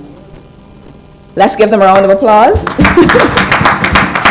Now, what's also unique about today's program is the regional focus. Of course, we've heard from our comrade in St. Lucia, and Sister Alicia Allen joins us, and she will introduce our final presenter, who will be joining us via Zoom. Dr. Martley. Brother Dr. Martley is a pastor within the Church of Christ for over 30 years. He's been married for 30 years and has 2 grown sons. Brother Dr. Light is a teacher with over 30 years experience and a principal with 10 years experience. He credits his mother for being instrumental in shaping who he is today. He presently serves as the president of the Guyana Teachers Union with 10 years experience. Brother Dr. Light believes that education is a pillar on which a nation stands, and has sought as president of the Guyana Teachers Union to ensure that he's involved in the lives of children and more so fights for the rights of his teachers. Over the years, he's been fighting for better working conditions and better pay for teachers. He's very passionate about the welfare of teachers as he wants Guyana, where teachers are treated well. Brother Dr. Light has also tutored at the University of Guyana for a period of time, and his skills are also imparted to teachers at the Cyril Potter College of Education.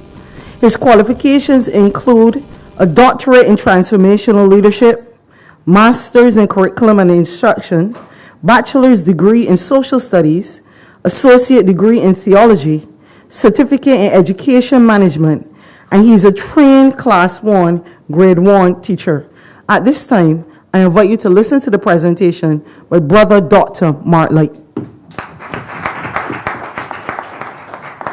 Thank you, Dr. Allen, and sessional chair.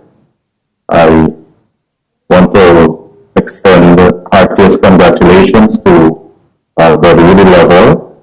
I have also seen several past presidents in the room of my victims here, and the executive of the BUT also recognize the members of the head table, and I want to congratulate BUT on its 50th anniversary. Trade unionism and the work of trade unionists are not going to pass, and we have committed ourselves throughout the Caribbean and around the world to represent the members of the teaching profession. My presentation, I have to be a bit short because I explained to Dr. Allen in 2 sessions at the same time.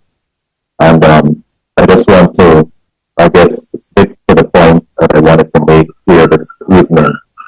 To recognize that we in the trade union movement must safeguard the teaching profession and the conditions for work.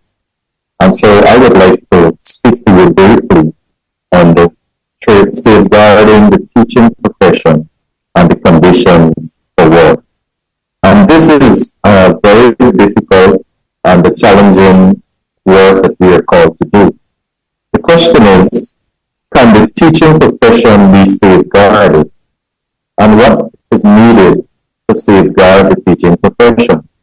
And I join with my colleagues who presented earlier, and I'm sure from time to time, the BUT would have highlighted similar sentiments as it relates to trade unionism and how we can better safeguard our educators in the profession. I do not like to refer to teachers as being part of a job, and I would correct most of the citizens of this country and elsewhere that being an educator is part of a profession. And one of the ways in which we can safeguard the teaching profession is through the implementation of the international legal framework on the right to education and the teaching profession. And we can go back to 1960 in the UNESCO Convention Against Discrimination in Education as the first legal binding instrument covering extensively the right to education. And we have this enshrined in our constitutions, I know all across the Caribbean, that education is a right given to the citizenry of our country.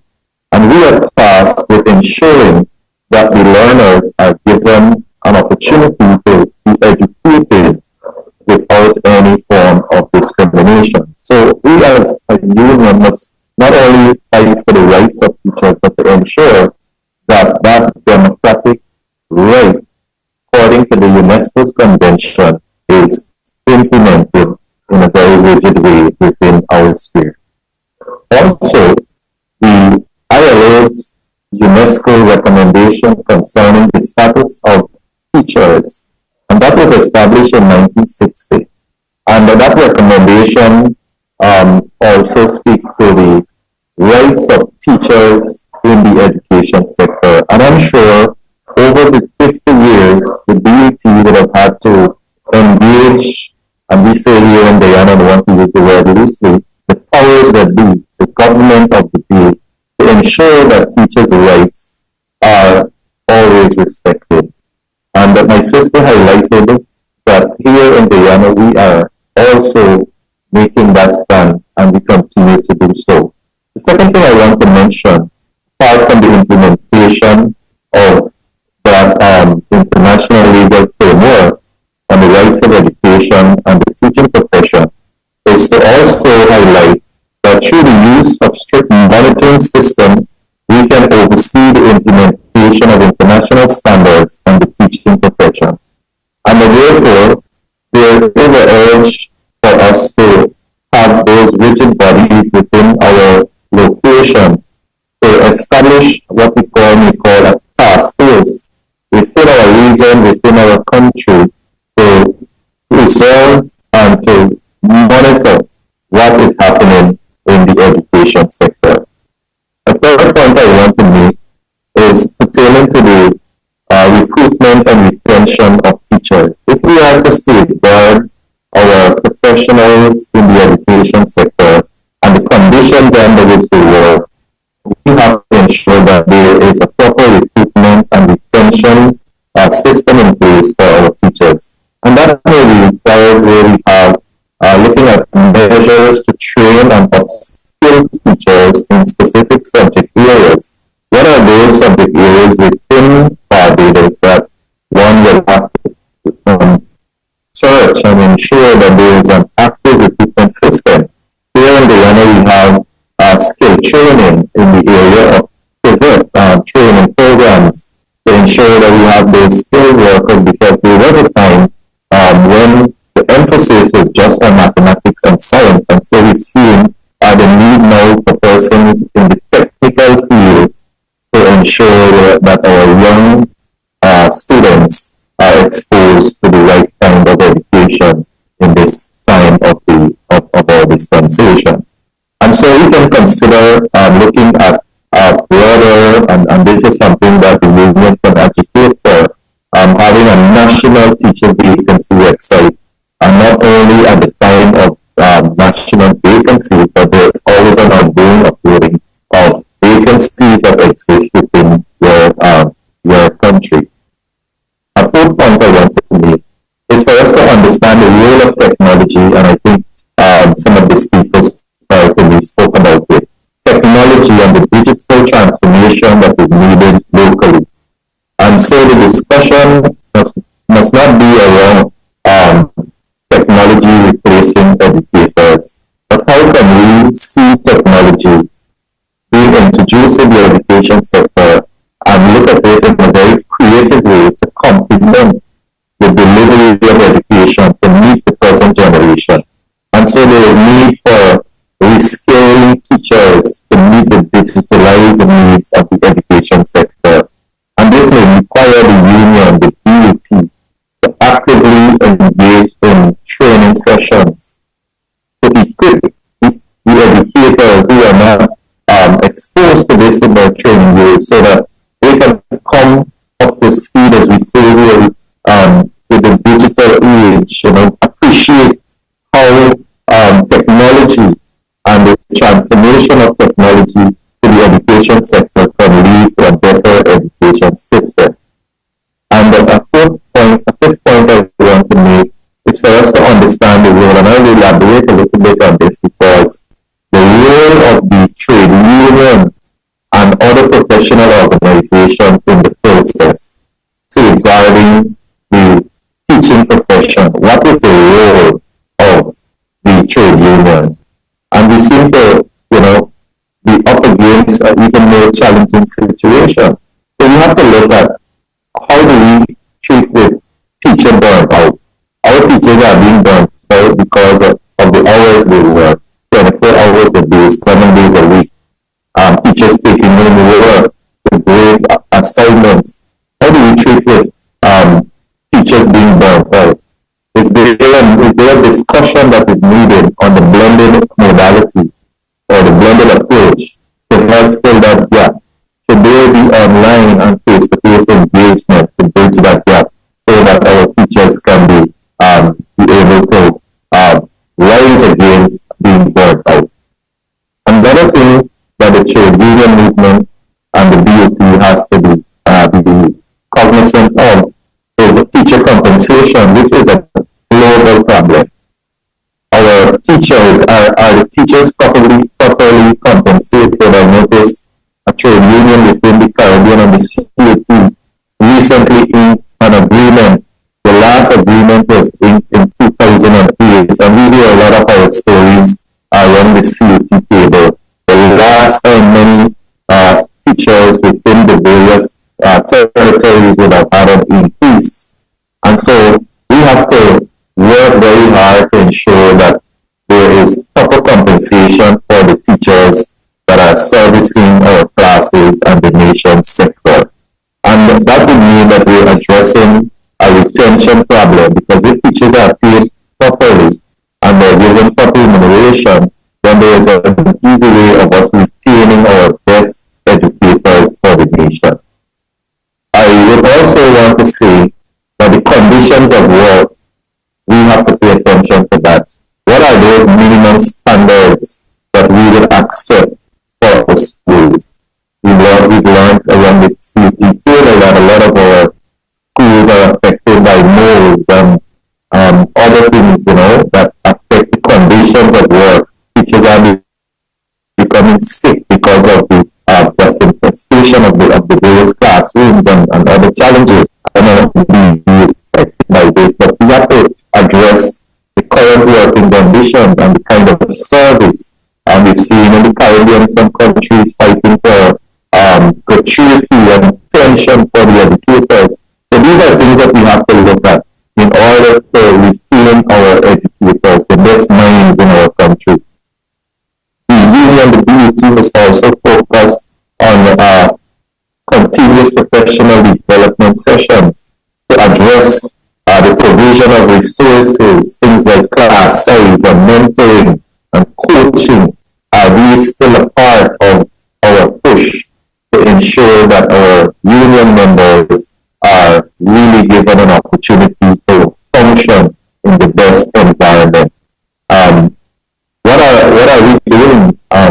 What are we doing in terms of the regulations? Are there regulations that are in need of being reviewed, like the Education Act in some countries that needs to be constantly reviewed?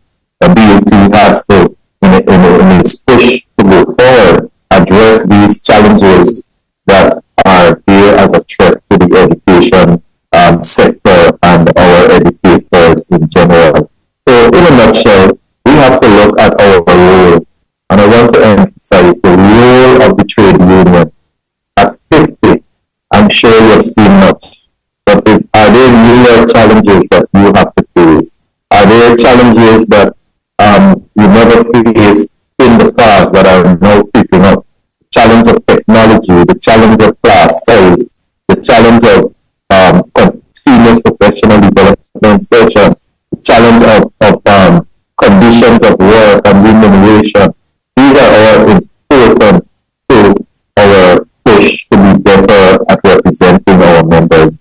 And on their 50th anniversary, I would like to encourage BUT to work towards safeguarding the teaching profession and the working conditions of our members by ensuring that adequate representation is made for every member of our union, every member of the profession, and also to constantly make representation at the level of government for the benefit of our members. And one of the things that we can do best is to argue and put forward new proposals so that our members can be better remunerated and the compensation package will allow for a greater level of retention.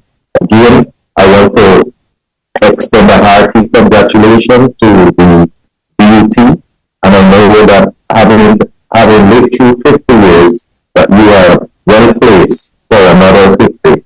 I want to say to the rank and file members that you must support the executive so that the profession can be adequately safeguarded to ensure that the younger generation would want to come on board to support and be part of the education sector. I wish you well, and may God bless you, and take care, everybody.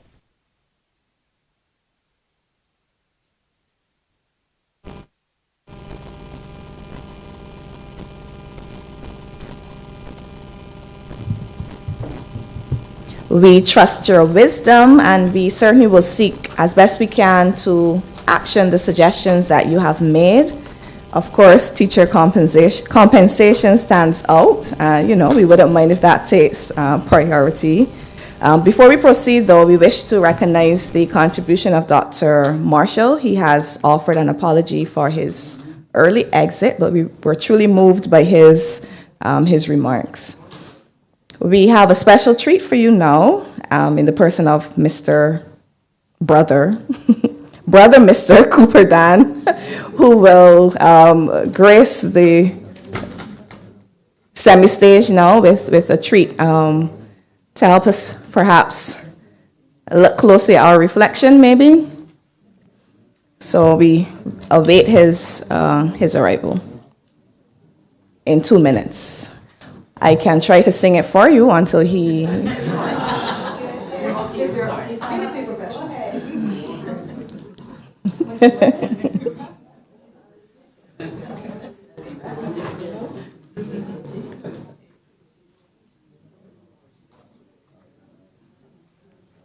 Some really interesting presentations, though, this evening. I'm sure that you would have been moved. A lot of the themes are really overlapping. The call for solidarity, the call for improved conditions for our teachers. Of course, the last presentation would have been causing us to think more about how we can attract some younger teachers into the fold to see how we can get them going. It was really interesting to hear about the pay differences.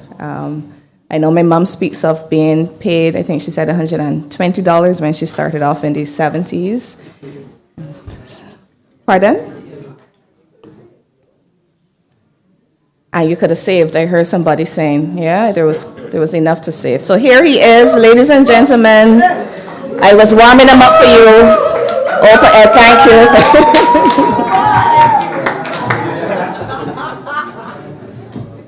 I'm using this mic?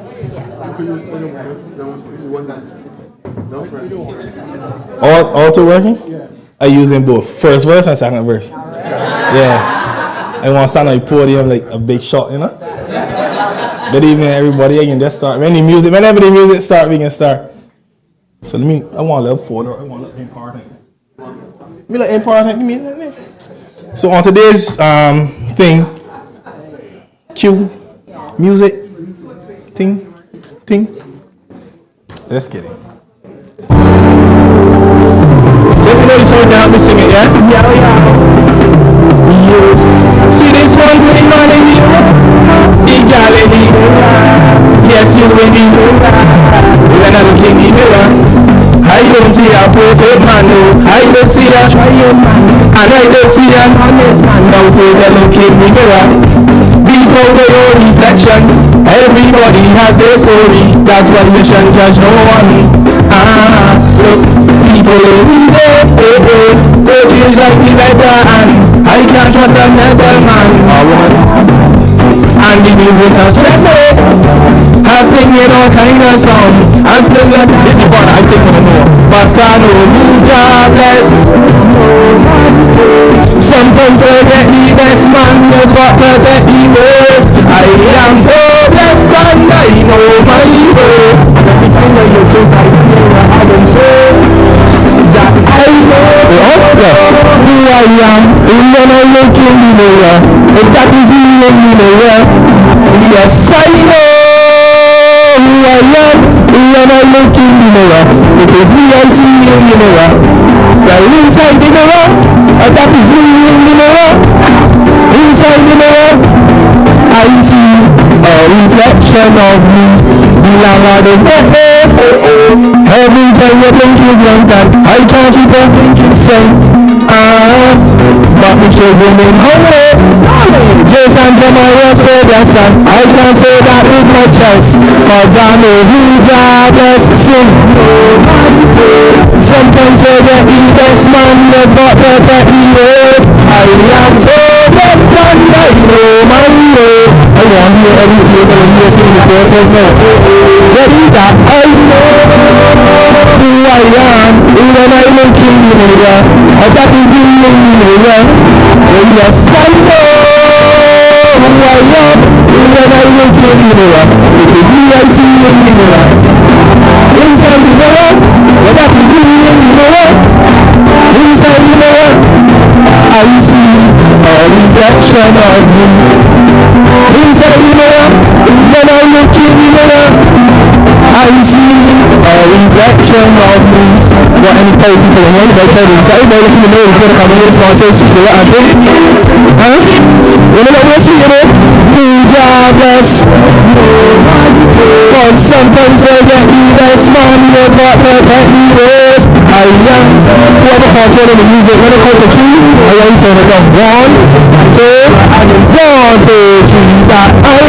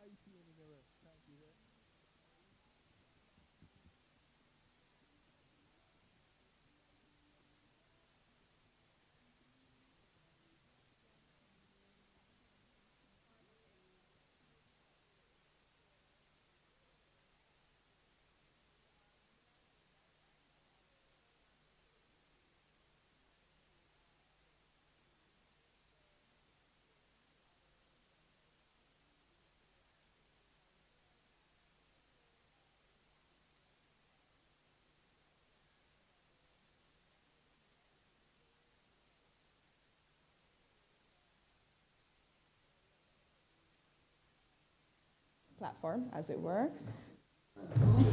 And there you will meet with Sister Tara Duran, of all people.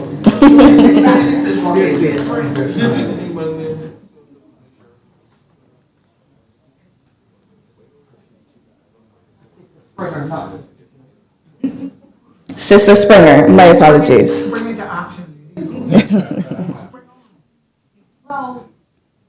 Proverbs 29, verse 8 and 8. Where there is no vision, the people perish. They can't focus. They can't reach their goal. They can't follow their dream. On behalf of the President, Executive, and members of the Professional Development and Gender Committee, we offer you this token of our appreciation. Thank you, ma'am. Thank you so much, Sister Dr. Alicia Ali. Brother Hutchinson, can we invite you down at this time?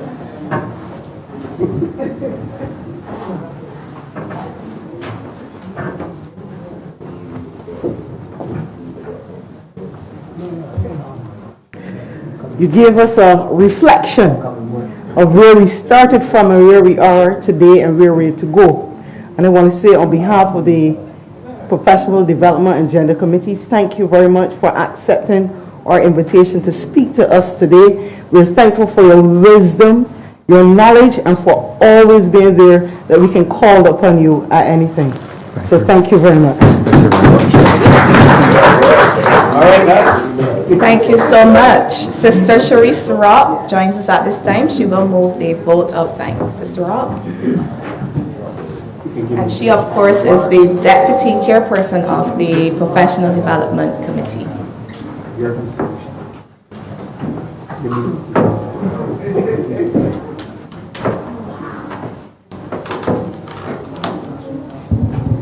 Buenas tardes. That was for Victor.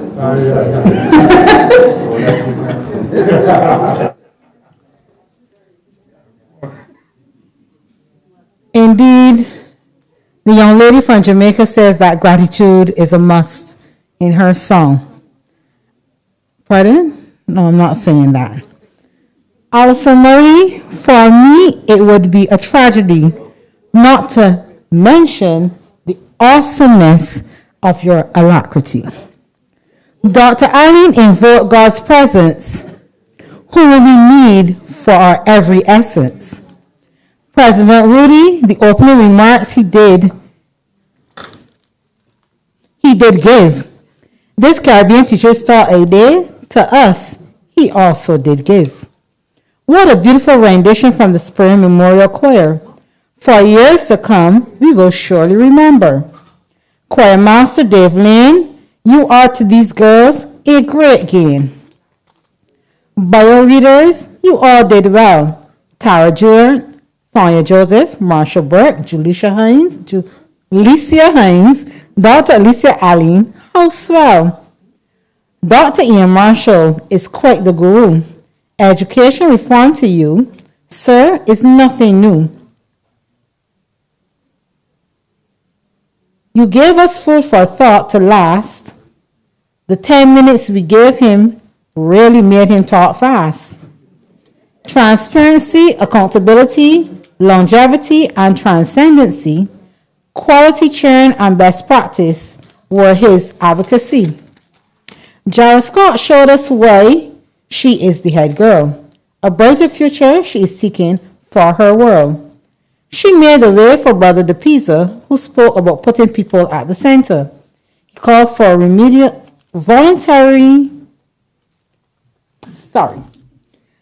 He called for renewed voluntary vigor. After 50 years on this, we must endeavor. Song Gina, Miss Curtin can sing. For Redemption Song, she did lustily sing. Sister Vern Charles spoke of the ethos of unity and how the trade union movement can help improve teacher quality. Technology, millennials, and AI, Generation X teachers need not to be left on standby. 50 is stability, Victor Hutchison did say. As down memory lane, we did sway. The names he called, Cumberbatch, Lovell, Simmons, Jemmett, et al. Beauty, solidarity, and drive over the years wasn't small.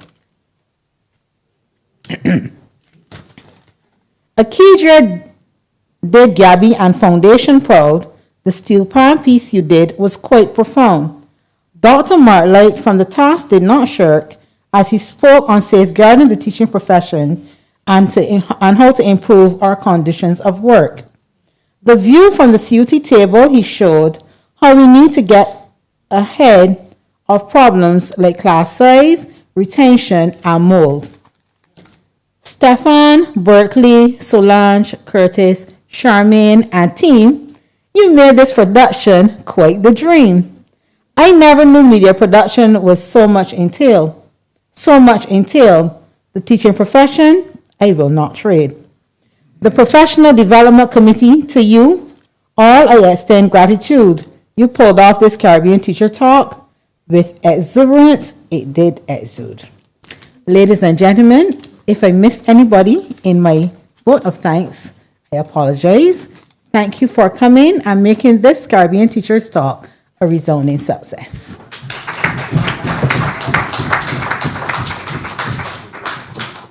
And